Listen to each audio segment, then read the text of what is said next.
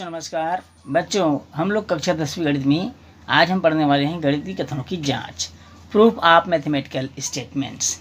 बच्चों हम जानते हैं कि एक स्पष्ट या सुनिश्चित वाक्य को हम कथन कहते हैं यदि वह या तो सत्य हो या असत्य हो। ठीक इसी प्रकार गणितीय कथन भी होते हैं जिसकी सत्यता की जाँच करना होता है। गणितीय कथनों की सत्यता की जाँच हेतु हम परिभाषा, प्रमेयों या अभिगृहीतों का उपयोग करेंगे।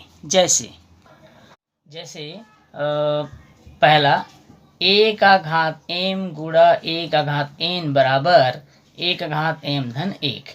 अब यहाँ m है, n है, a है, ये सभी प्राकृतिक संख्याओं का समुच्चय है। इसी प्रकार हम दूसरा कथन देखते हैं, किन्हीं दो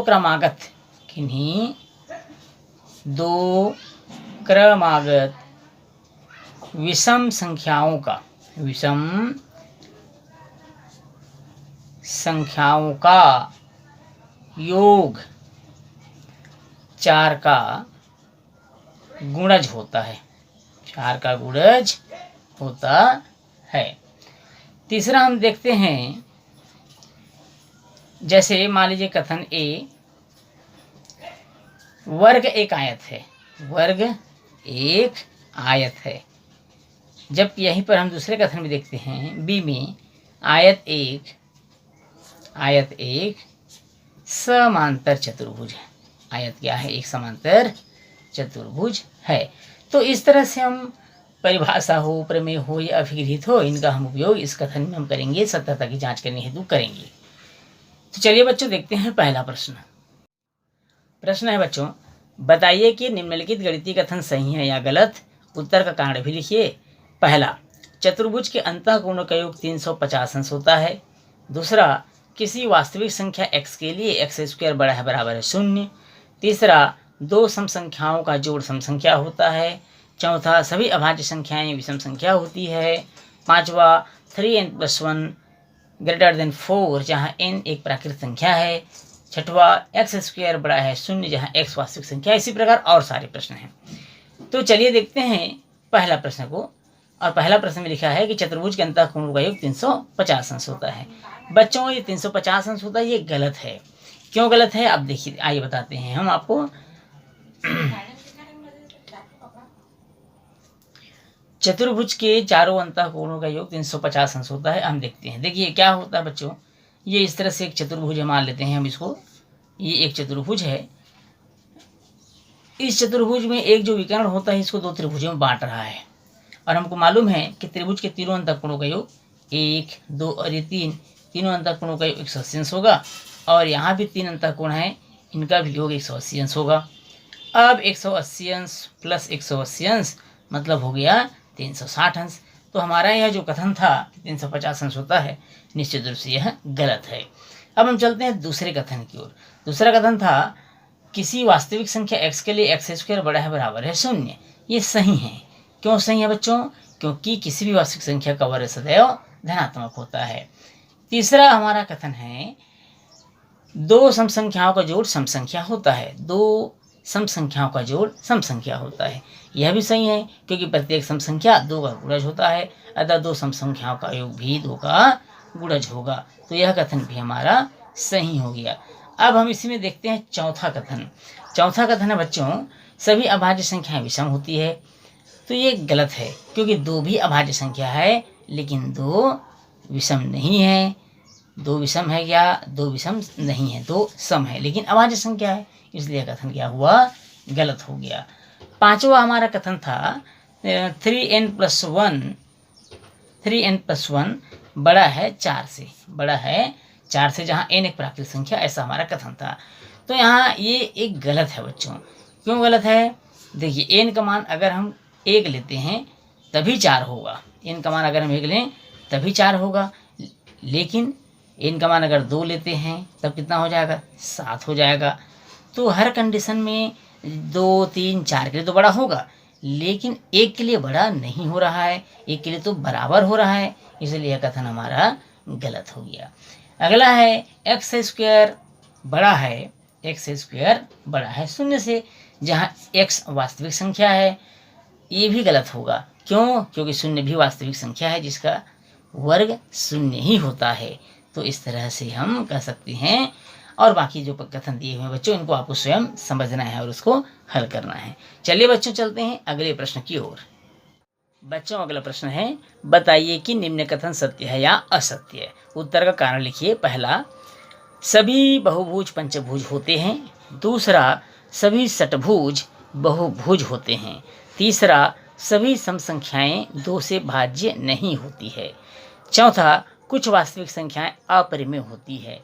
और पांचवा है बच्चों, सभी वास्तविक संख्याएं परिमेय होती है। चलिए देखते हैं। पहला लिखा था सभी बहुभुज पंचभुज होते हैं, तो पहला हमारा असत्य हो जाएगा। क्यों असत्य होगा बच्चों? पहला विचार करिए, पहला असत्य क्यों है? इसलिए सत्य है, पंचभुज में भुजाओं की संख्या केवल कितनी होती है? 5 होती है, और वो सभी बहुभुज लिखा हुआ है, इसलिए असत्य हो गया। दूसरा कथन है, सभी षटभुज बहुभुज होते हैं। ये सत्य है, क्योंकि षटभुज में भुजाओं की संख्या 3 से ज़्यादा होती है, अर्थात 6 होती है, इसलिए यह बहुभुज होगा। तीसरा कथन, सभी सम संख्याएं। तीसरा कथन है बच्चों, सभी सम संख्याएं 2 से भाज्य नहीं होती है। यह असत्य है, क्योंकि सभी सम संख्याएं 2 से भाज्य होती है। तो यह कथन क्या हो जाएगी? हमारा असत्य हो जाएगा। असत्य हो जाएगा, क्योंकि सभी सम संख्याएं 2 से भाज्य होती है। चौथा कथन है, कुछ वास्तविक संख्याएं अपरिमेय होती है। तो यह कथन भी सत्य होगा बच्चों, क्योंकि वास्तविक संख्याओं में परिमेय तथा अपरिमेय दोनों होते हैं। तो हमारा जो चौथा है, यह कथन क्या हो जाएगा? हमारा सत्य हो जाएगा। अब आते हैं हम पांचवा कथन की ओर। पांचवा कथन है, सभी वास्तविक संख्याएं परिमेय होती है। सभी वास्तविक संख्याएं परिमेय होती है। यह कथन असत्य है, क्योंकि बच्चों वास्तविक संख्याओं में परिमेय तथा अपरिमेय दोनों आते हैं, इसलिए यह कथन क्या होगा? हमारा असत्य होगा। आइए बच्चों, देखते हैं अगला प्रश्न। प्रश्न है, सिद्ध करें कि 4m + 9 एक विषम पूर्णांक है, जहां m एक पूर्णांक है। प्रश्न एक बार और सुन लेंगे। सिद्ध करें कि 4m-9 एक विषम पूर्णांक है, जहां m एक पूर्णांक है। तो आइए बच्चों, इसको हम सिद्ध करते हैं, हल करते हैं। यहाँ हम सबसे पहले हम मान के चलेंगे बच्चों। माना कि हम मान के चलेंगे, माना कि p एक विषम पूर्णांक है। p एक विषम पूर्णांक है, ऐसा हम मान के चलते हैं। p एक विषम पूर्णांक है, तब p बराबर क्या होगा बच्चों? तब p बराबर हो जाएगा 2m + 1, और यह भी 2m + 1 भी विषम पूर्णांक होगा। क्या होगा? विषम पूर्णांक होगा। p बराबर 2m + 1 माने यह भी एक विषम पूर्णांक होगा। क्या होगा बच्चों? विषम पूर्णांक होगा। अब हमें सिद्ध करना है। अब हमें क्या करना है? सिद्ध करना है कि p बराबर 4m + 9, 4m + 9, 4m + 8 + 1, 9 को हम तोड़ देंगे 8 + 1 में। अब यहाँ देखेंगे इन दोनों में कॉमन आ जाएगा 2, 2m धन 4 बचेगा, धन 1। माना 2m धन 4 बराबर k, 2m धन 4 बराबर k मान लेते हैं। क्या मान लेते हैं? 2m धन 4 बराबर हमने क्या मान लिया? k मान लिया। इसलिए p बराबर 2k धन 1, जो एक विषम पूर्णांक है।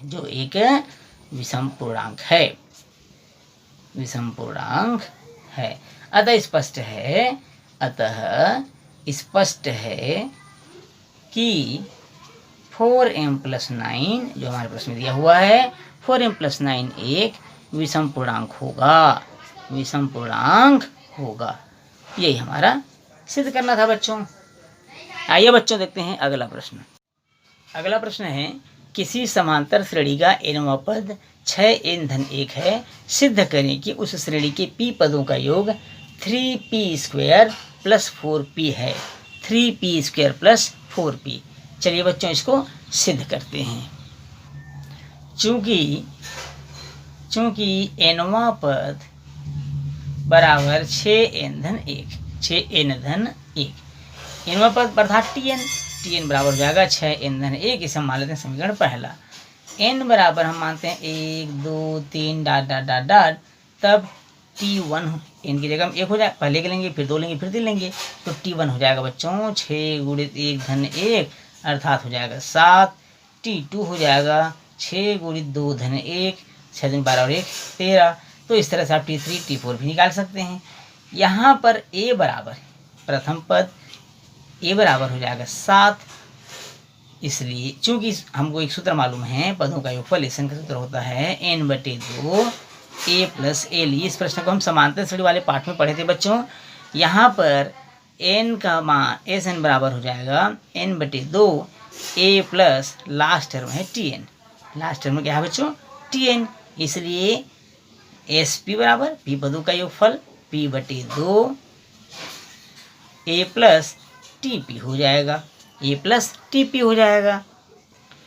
SP बराबर p पदों का योगफल SP बराबर p/2।